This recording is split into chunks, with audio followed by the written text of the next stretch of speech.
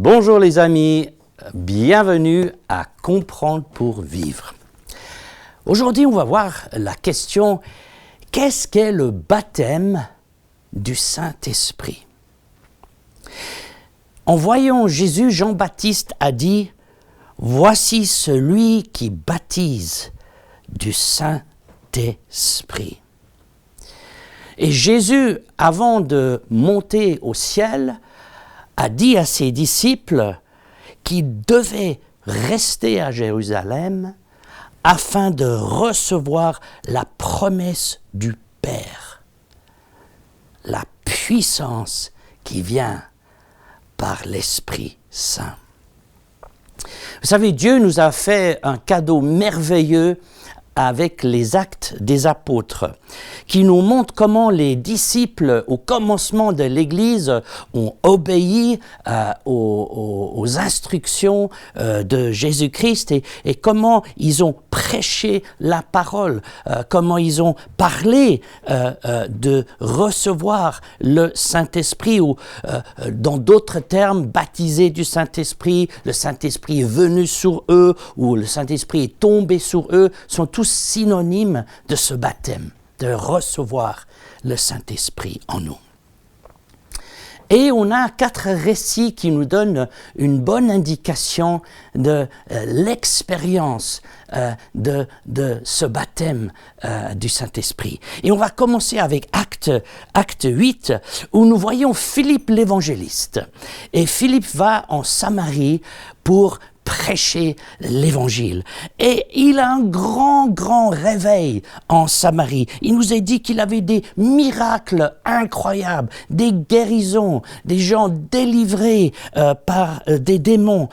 Et ils croient en Jésus. La ville entière, et tout le monde se fait baptiser dans l'eau au nom de Jésus. Ils sont sauvés. Et on se rappelle très clairement que c'est de croire en Jésus-Christ qui nous donne le salut. C'est très important à savoir. Ils avaient le salut. Ils avaient cru en Jésus, ils étaient baptisés dans l'eau et il avait une grande joie dans la ville. Et il nous est dit qu'il avait un sorcier qui accompagnait Philippe tout le long de son ministère. On disait que c'était un grand sorcier et qu'il était également, lui, baptisé dans l'eau. Et il voyait les miracles, les guérisons, et il était très intéressé à tout cela. Mais en acte 8, 15 et 16, quelque chose se dit qui nous surprend.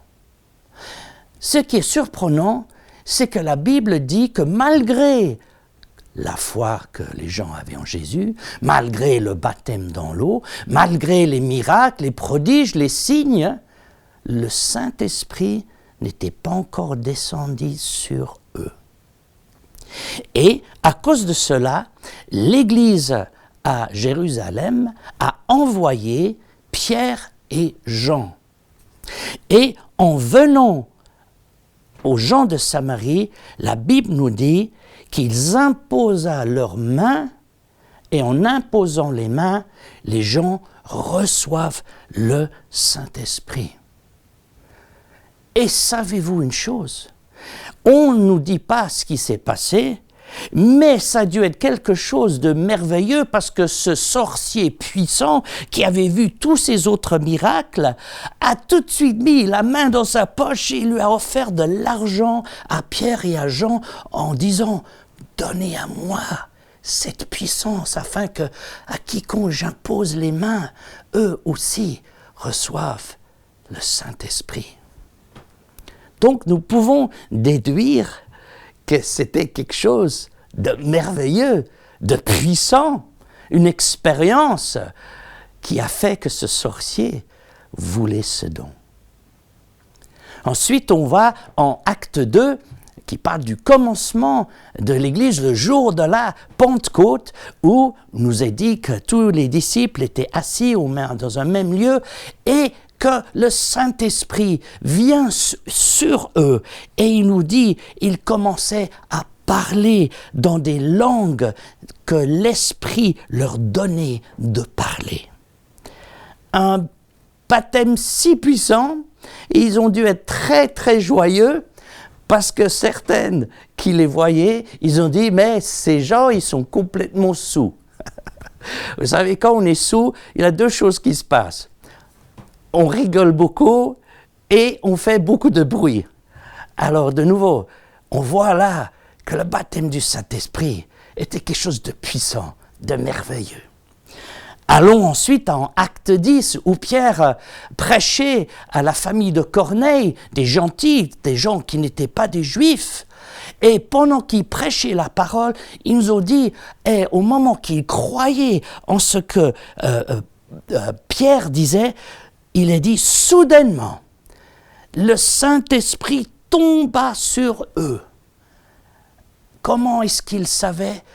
Il a un mot qui dit « car ». Il les entendait parler en langue et magnifier Dieu.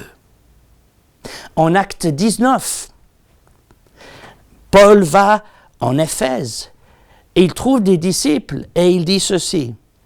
« Avez-vous cru en Jésus-Christ et est-ce que vous avez reçu le Saint-Esprit? » Avez-vous cru? Oui.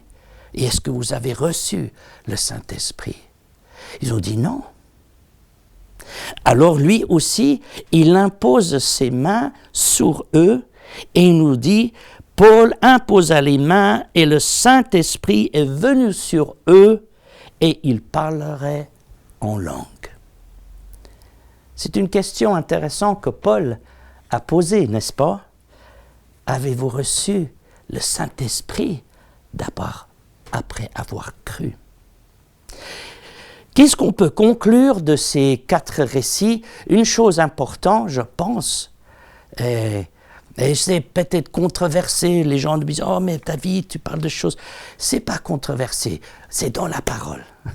C'est si simple. Mais une chose, on voit en Samarie, en Éphèse, les gens, on ne reçoit pas automatiquement le Saint-Esprit au moment qu'on croit. La parole de Dieu nous montre que ce signe qui accompagne, un des signes qui accompagne le Saint-Esprit, le baptême du Saint-Esprit, c'est de parler en langue. Jésus en a parlé, il a dit, voici les signes qui accompagneront ceux qui auront cru. Un des signes, ils parleront dans d'autres langues. Soyons clairs, c'est notre foi en Jésus qui nous sauve. Je ne dis pas le contraire. Celui qui croit en moi ne mourra jamais. Mais le baptême du Saint-Esprit et le parler en langue nous apportent des choses bénéfiques. Tout ce que Dieu donne est bon, n'est-ce pas? Qu'est-ce que dit la parole? En 1 Corinthiens 14, il nous dit que quand nous parlons ou prions en langue, nous nous édifions nous-mêmes. Il est dit en Romains 8 que quand nous prions en langue, nous permettons à l'Esprit d'intercéder pour nous. On ne sait pas toujours comment prier, quoi prier. Et pas seulement pour nous, mais aussi pour les autres. Et Éphésiens 6 dit, Paul dit, priez sans cesse dans le Saint-Esprit, parce que c'est une puissance de Dieu en vous. Est-ce que le baptême s'adresse à tout le monde? Certaines personnes disent c'est juste pour des gens importants. Ben non. En Acte 2, Pierre a dit, soyez baptisés, aux gens qui ont cru, soyez baptisés au nom de Jésus-Christ pour le pardon de vos péchés et vous recevrez le don du Saint-Esprit, car cette promesse s'adresse à tous ceux que Dieu appellera. Jésus a dit en Luc 18, « Méchants que vous êtes, vous sachez donner des bonnes choses à vos enfants, combien plus le Saint-Esprit sera donné par Dieu à ceux qui lui demandent. » Voyez-vous, demandez et vous recevrez. Jésus, moi je demande à Jésus de me baptiser tous les jours. Cette eau vivifiante, tous les jours, recevoir un nouveau baptême du Saint-Esprit, c'est merveilleux. C'est la joie, c'est la puissance, c'est la paix.